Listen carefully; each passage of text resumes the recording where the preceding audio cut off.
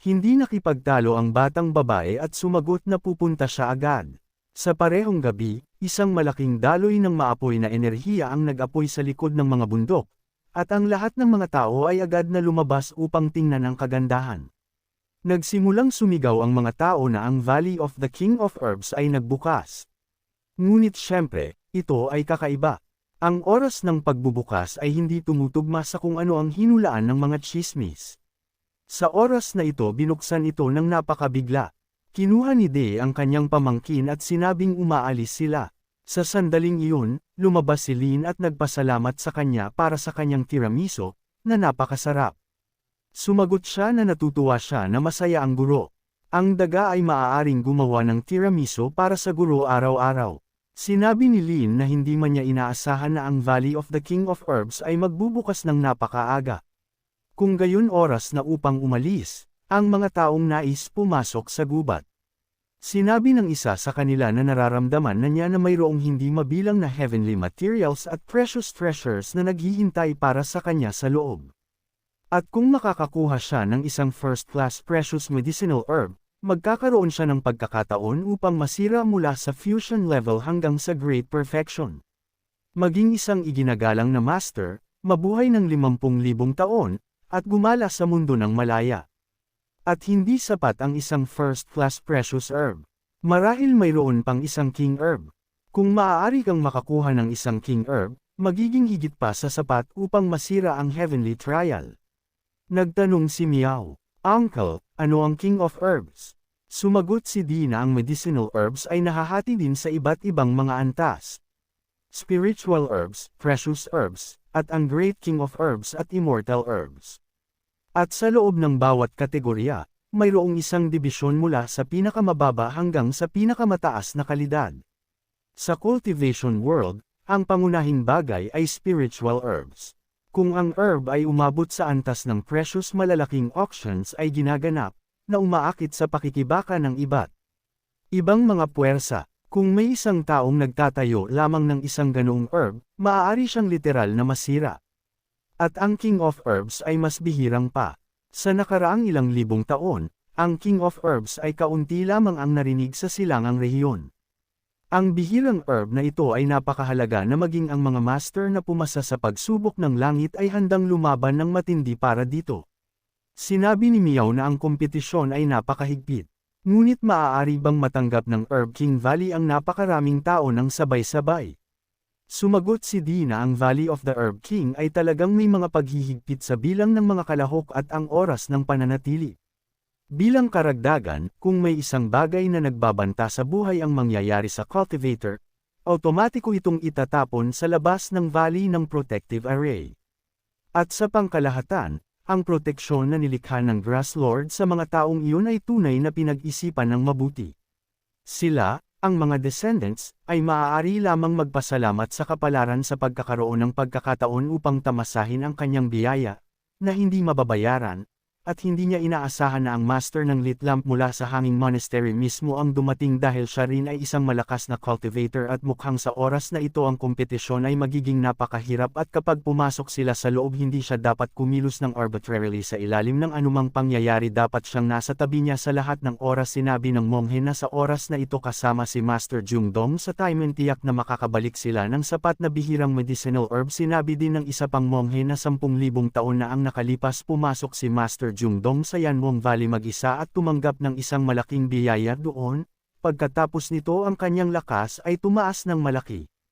Naintindihan ng monghe na ang Yanwang Valley ay malayo sa pagiging kasing simple tulad ng tila sa unang tingin. Ang mga lihim at misteryo na nakatago doon ay lampas sa kanyang imahinasyon. Maging siya sa isang pagkakataon ay halos nasira, halos nawawala ang kanyang Taoist determination. Ang monghe pagkatapos ng insidente na iyon ay nagsimulang maglinang ng mas masigasig. Napagtanto ang kanyang kahihiyan, ginawa niya itong lakas para sa karagdagang paglaki. Pagkatapos ng maraming taon, ginawa niya ang lahat ng kanyang mga kahinaan, at ang kanyang lakas ay tumaas ng mabilis. At kahit na makatagpo niya ang mga maliliit na nilalang na iyon mula sa Valley of the King of Medicine ulit, tiyak na madali niya silang mahaharap, at marahil ay pigilan pa sila ng lubusan. Bigla, naabot din ng mga lalaki ang lugar, at sinabi ni Yuan sa guro na narito ang Valley of the King of Medicines. Sinasabi nila na sa valley na ito, isang malaking halaga ng heavenly materials at rare precious herbs ang nakatanim, na lubhang mahirap makuha mula sa labas. Ngunit dito sila ay puno. Tumingin din si Xiao at sinabing interesado pa siya. Sinusuportahan din ni Lin ang kanyang mga salita. Alam ni Lin na bagaman ang medicinal herb sa loob ay inilarawan bilang isang bagay na kamangha-mangha, hindi pa rin nila malalampasan ang gantimpala na ibinigay sa kanya ni Tongzi. At dahil dumating sila dito, marahil mayroong ilang mga interesante na bagay sa loob. Sino ang nakakaalam? Bigla, isang apoy ang nag-apoy at tumagos sa langit. At dahan-dahan, isang portal ang nagsimulang magbukas. Ang lahat ng mga tao ay masaya na sa wakas ay nagbukas ito at mabilis na hayaan ang lahat na pumasok sa loob. Sinabi ni D kay Miss na oras na para umalis sila at hayaan ang iba na manatili upang takpan. Ang iba ay papasok sa loob kasama niya. Tumingin si Lin at sinabing, ito ang hitsura ng interior ng Herb King Valley. Talagang kahanga-hanga. Ngunit naramdaman ni Xiao ang kapangyarihan at nagtanong, ano ang nangyayari? Ang kanyang level ay bumaba pabalik sa 9th level ng Qiong. Sinabi din ni Yuyang na mayroon din siyang parehong mga damdamin. Ngunit nagtaka si Ling kung bakit hindi nagbago ang kanyang lakas. At tila ang mga limitasyon ni Lingji ay hindi malalampasan ang lakas ni Tongzi. Ngunit nagpapanggap din siya na mayroon siyang 9th level ng Qi dahil ang pagpapanggap na isang simpleton upang pagkatapos ay pumalo ay ang kanyang signature skill. Biglang sinabi ni Lin, tila ang Yao Zhang na ito ay pinigilan ang level ng cultivation ng lahat sa parehong level. Sa ganitong paraan, hindi lamang ang kompetisyon ang maaaring maging patas, ngunit ang pagkasira din ng Medicine King Valley dahil sa masyadong mataas na cultivation ay maaaring maiwasan. Sa katunayan, isang pinag-isipan ng mabuti na plano. Ngunit sumagot si Yuan na humihingi siya ng paumanhin na ang level suppression ay masyadong malakas. Ang kanyang minamahal na Sword of Darkness ay walang silbi din. Kailangan niyang makontento sa matandang kitchen knife na ito. Nagtanong si Lin sa lalaki kung mayroon pa siyang ganoong ordinaryong magical artifact. Sumagot si Yuyang na bagaman ang kutsilyo ay matanda, ito ang unang blade na ginamit niya upang pumasok sa landas ng cultivation. Sinamahan niya ito mula sa simula nang siya ay mahina pa. Hindi niya inaasahan na ngayon ay magkakaroon sila ng pagkakataon upang lumaban ng magkatabi ulit. Bigla, sumulpot ang sistema at sinabing nakita ang pagdating ng carrier sa Valley of the King of Medicines. At maaari ba itong gawin ang registration? Natuwa si Lin at sumagot na ang registration ay kumpleto. Sinabi ng sistema na binabati nito ang may-ari. Nakatanggap siya ng isang malaking jug ng first-class insight tea. Sa kanyang libreng oras, maaari siyang magtimpla at mag-enjoy. Nasaktan si Lin at nagtanong, anong uri ng paile na gantimpala ito?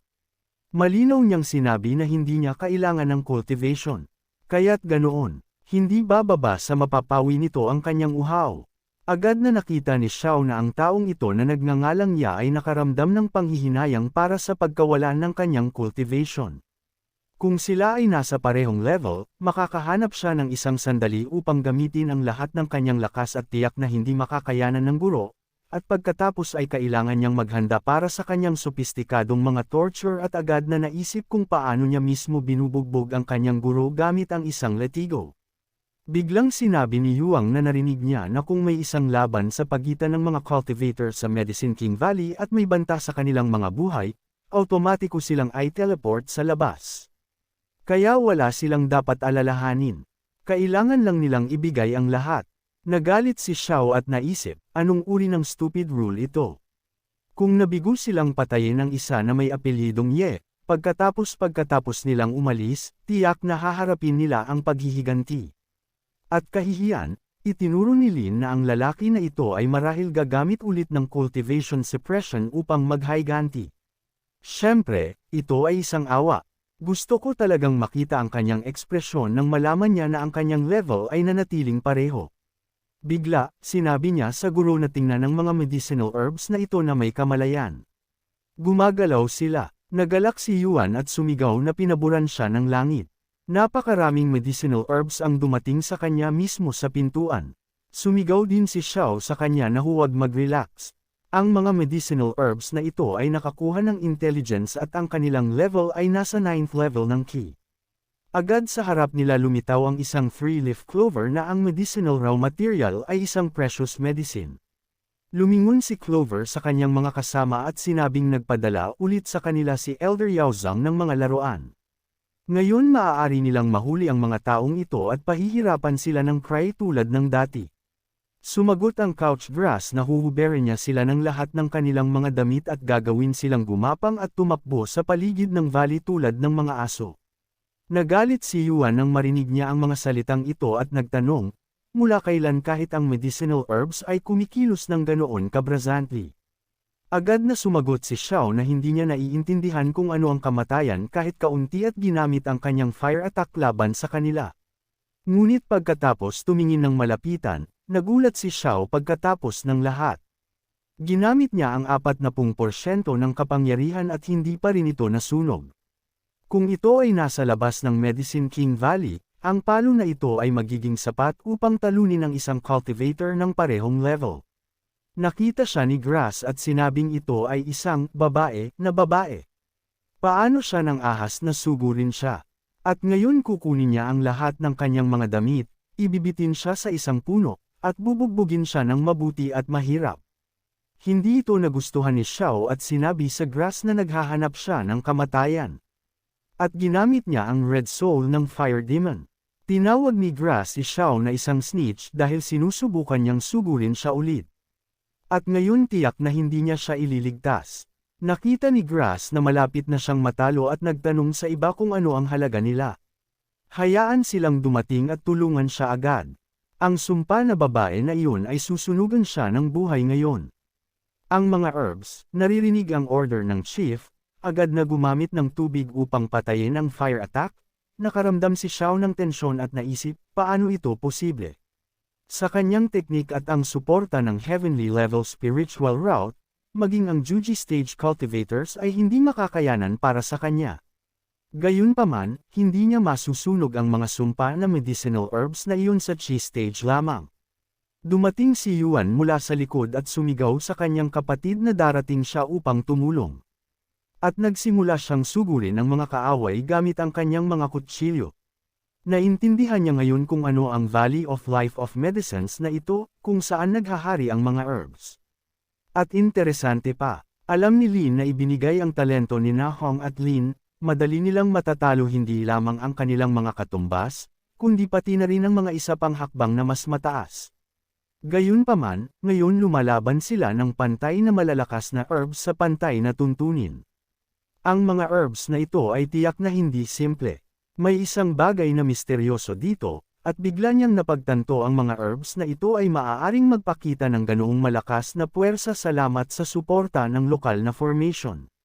Ito ay lahat dahil sa kung ano ang nilikha ni Yao Zong. Ngunit hindi niya alam kung ano ang kanyang layunin. Bakit niya ginawa ito? Kung hindi para sa kapangyarihan ni Na Hong at iba pa, matatalo na sila ng mga herbs na ito noon pa. Naisip niya na ang level suppression ay ginawa para sa kapakanan ng hustisya. Ngunit sa katotohanan, ito ay partikular na upang palakasin ang mga herbs at pigilan ang human cultivators. Malinaw na si Yao Zong ay sumasakop lamang para sa kanyang mga anak, at hindi ito ang unang pagkakataon na ang Valley of the King of Medicine ay naihayag. Ang nakaraang mga kalahok ay hindi inilahad ang katotohanan tungkol sa valley kahit kaunti, na parang sila mismo ay nabasa sa ulan, ngunit sa parehong oras ay nais na punitin ang mga payong ng ibang tao. Ngunit kung nais niyang takpan ang kanyang sarili, hindi rin siya magpapahuli. Agad na ikinaway ni Lin ang kanyang daliri at binuksan ang shell. At ngayon makikita niya nang walang suporta ng formation. Maaari ba silang ang mga herbs ay maging ganoon kay abangan pa rin? Sa sandaling ito, sina Xia at Yuyang ay sumire din at sinabing ang mga herbs ay hindi na makayanin at oras na upang sunugin sila sa lupa. Nagsimulang masunog ang grass at nagtanong siya, ano ang nangyayari? Bakit hindi nila makayanin? Bigla, nagsimulang magbigay ang grass at nagtanong sa kanyang kapatid na tumigil sa pagkasunog. Nagkamali sila ng kaunti, ngunit sumagot si Xiao na dapat siyang mamatay sa harap niya. At huwag man lang mag-isip tungkol sa pagtakbo palayo sa kanya ngayon. Lahat sila ay susunugan sa abo. Like, comment, share, and subscribe naman dyan mga ito go. Maraming salamat po.